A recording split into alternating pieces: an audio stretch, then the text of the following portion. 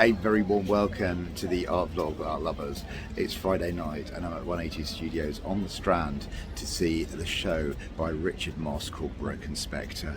This promises to be a mixture of video work and photography. I've been longing for a long time for artists to fully confront the climate crisis. I imagine it's going to be quite a tough watch. It's looking at the Amazon rainforest. But anyway, come and join me as I head inside 180 Studios on the Strand. This is actually in from the Strand entrance. If I just flip you around for Richard Mosse and Broken Spectre. Since filming, this show has been extended till the 18th of December and is £15 to get in, with usual concessions available.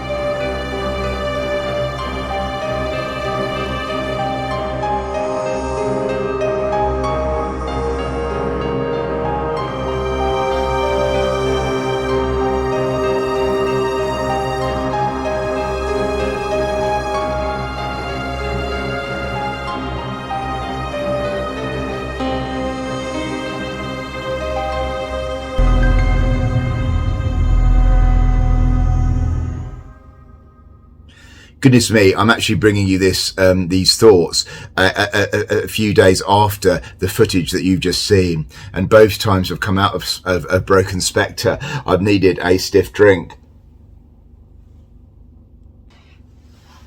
Where to start? Well, firstly, I'll cut straight to the chase. Obviously, I always say that you need to get into the gallery yourself to fully appreciate the work that I'm bringing you. I'm trying to bring you a taster of the art exhibitions in London, the South East and beyond. But this is especially true with this because the primary work in Broken Spectre is a 74-minute film piece, which obviously I can't bring you in any way, shape or form apart from a couple of snippets just to aid this review. It's accompanied by photographs as well. And I would say straight off the bat that this is, I consider this to be a masterpiece of contemporary art. And I very, very rarely say that. The reason for that is because the work does two things simultaneously. On one hand, it's an incredibly urgent piece of documentary art from the front line of our current ecological crisis. And obviously the Amazon rainforest is somewhere where you can see the destruction that humans are causing in a way that driving our cars or flying on planes or burning gas in our houses just doesn't.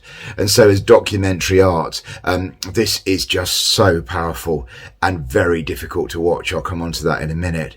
But secondly, it's also stunningly beautiful and well put together. Both the photographs and the film hang together by thematically and in terms of form as well. And the fact that the film doesn't have a narrative voiceover, but it brings you a succession of incredibly intense images. It works really well as a beautiful, if very disturbing piece of art that I'm convinced will stand the test of time and be viewed as a masterpiece in 100 or 200 years' time. Richard Mosse uses lots of different artistic and camera techniques to bring us these startling and shocking images. I suppose the most basic is that there are three levels of engagement with the Amazon crisis.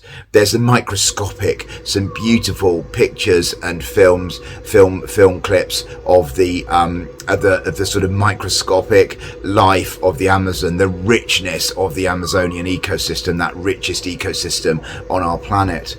And then there's the anthropocentric, in a monochrome kind of black and white film. We see the human involvement in the Amazon. We see indigenous groups like the Yanomami, and we also see the cattle ranchers and gold miners, amongst others, who are working on the Amazon and for their living destroying the Amazon. And what Mosse is very quick to recognise is that often the people who may be well demonised in this film are actually sometimes themselves exploited and working in very tough conditions, so it's incredibly nuanced. And then we see the macro view, if you like, of the Amazon. I think it's mainly filmed on a helicopter because you see the rotating propellers. I think he probably strapped a camera to the cone, the front of the helicopter, to see the rainforest from above, using multispectral camera technique, which gives false colours, which is incredibly disconcerting. And you see this in the photos, as you can see here. And this together really, goodness me, I mean, it tricks you. You think, oh, goodness me, that's beautiful. And then you realise that it's not actually the Amazon rainforest. It's maybe a palm plantation. The intensity of massive cattle farming for the beef market and the leather market is clear to see, as you can see in this very short clip here. And the powerful voice given to the communities, the indigenous communities who are suffering as a result of this destruction is incredibly moving indeed. I would warn you that it's obviously 74 minutes of very beautiful but very disturbing pain. And I didn't sit through it all in one go. I sat through it in 2 sessions, although I will come back a third time, undoubtedly, maybe more, and view it again. The photograph, the film work is accompanied by an incredibly effective soundtrack by sound artist Ben Frost. It sometimes overwhelms you with the burning of the wood is just heartbreaking, chainsaws, and then more gentle sounds like the lolling of cattle. And so be aware that there are loud noises. As you can hopefully see from some of the little clips I took, you're basically surrounded by 3 incredibly big screens, sometimes interweaving all the different views at once. So you see the microscopic, the anthropological, the anthropocentric, and the airborne, the macro view, all on different screens. Sometimes just one shot encapsulates this curved screen and you're surrounded. The power of this piece was obviously made even more urgent by the recent Brazilian election. There's no doubt that Bolsonaro has been disastrous for the rainforest, and that, you know, maybe Lula's victory brings hope. I mean, Mosse must have spent a huge amount of time building up connections to get the access he did. And that's another reason why, you know, again, I use that word masterpiece, because this is so multifaceted and rich. It tells the story of the Amazon rainforest and its destruction and what that means for us from so many different angles. There were dozens of people watching the film when I was in there, and you're free to come and go as you want. I urge you to get down to 180 Studios before the 18th of December.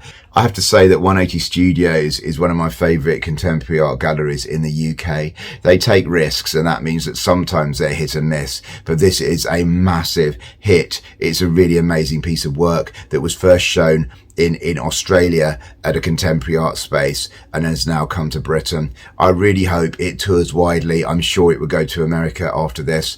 And then hopefully you'll get to see it in other areas of the UK if you don't live in London. But it's a really wonderful piece. As I say, a masterpiece. I'm going to give it a 9.5 out of 10. And I do recommend that you get on long down before the 18th of December. It's £15 to get in for full price, £10 for concessions, which include over 65s, I think students and under 18s, and others. And so do come along, book in advance, but there were lots and lots of spaces. And because it's a sort of big auditorium, I think it's not, you know, they can accommodate a lot more in this one than they can in some of their shows. So do come along. Do remember to subscribe to the art vlog, hit that notification bell for reviews and sort of peeks into the art shows across London, the southeast of England, the UK, and maybe, who knows, next year now, beyond.